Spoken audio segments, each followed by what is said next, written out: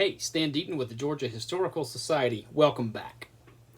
Charles Dickens, in his wonderful book, Great Expectations, talks about the power of one day to profoundly alter the current of our lives, for good or bad.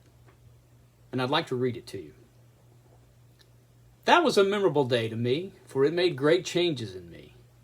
But it is the same with any life. Imagine one selected day struck out of it, and think how different its course would have been.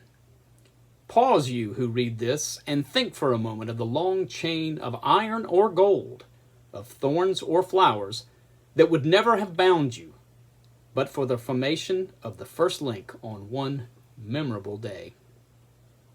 I want to tell you the story of one memorable day from 54 years ago this week on July 28th, 1966. That profoundly altered two lives that night and rippled across 5 decades. Roger Sykes was a young man living in Decatur, Georgia that summer. 17 years old, he was born in November 1948. He graduated from Briarcliff High School about 6 weeks before, in early June, and grew up a typical baby boomer. He loved baseball, he loved comic books, he loved television, he loved rock and roll, and above all, Roger loved motorcycles. He loved reading about them. He loved working on them in the basement of his parents' home, where his bedroom was. He loved racing them, and above all, he loved riding them. Roger was a typical teenage boy, and that Thursday in July 1966, he was working at his summer job at a local motorcycle shop where he not only worked on them, but he sold them to the public. He worked long hours. He got home a little late that night, and his mother was preparing a spaghetti and meatball dinner. Roger sat down to eat. His mother and sister left to go take their grandmother to a play at Oakhurst Baptist Church. They said goodbye and they left.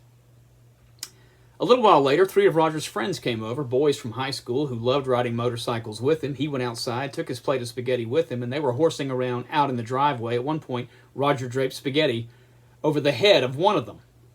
Pretty soon, he went in and told his father goodbye. They were going out for a ride. He'd be back shortly.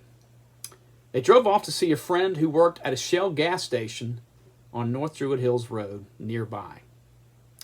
That same evening, not far away, a 30-year-old Delta Airlines employee had just gotten off work. She was leaving her home, a home she rented on North Druid Hills Road, and was going to visit a friend who lived in an apartment complex off Briarcliff Road not far away. She drove over in her Mustang, and just as she was making the left-hand turn into the apartments, Roger and his 3 friends crested the hill on their motorcycles with Roger in the lead. She turned directly into Roger's path. He went over the front of her car and landed just at the entrance of the apartment complex. He was transported to the hospital, but he died that evening, never returning home. Roger Sykes was my cousin, and I grew up hearing stories about him. Though I was only 20 months old the night that he died, I don't remember him and don't have any memories of him. But I always felt a connection to him, and whenever I could, I would ask people about him, but no one really remembered the kind of details that I wanted, who had known him as a peer. On the 40th anniversary of his death in 2006, I reached out to Roger's sister Gail, who graciously shared all of her memories with me and gave me the name of one of Roger's friends, Linda. I got in touch with Linda, and she contacted many people who had known Roger and put them in touch with me. And through the power of the internet, the magic of Linda, and some good old-fashioned detective work, I was able to talk to many people who warmly remembered Roger, including the 3 boys who had been with him on the night of his death, who had been riding close behind him on their motorcycles. One of them, painful as the memories were, reluctant to talk about it, he shared his memories of Roger and told me about him as a young man who was a daredevil on a motorcycle, though he wasn't driving recklessly that night, a guy who loved to sneak out of the house, who loved to get into mischief, typical teenage boy, liked to smoke cigarettes. And that friend told me that he never rode a motorcycle again after that night. One of his friends told me that she felt a connection to Roger all of her life. She had ridden on the back of his motorcycle one magical afternoon that summer, and then gone on vacation with her family, determined to come back and to tell him how much he meant to her. By the time she got home, he was already gone, and she carried that weight for 40 years when she shared it with me. I also managed to find the woman who ran into him that night. She was 71 years old and living in California.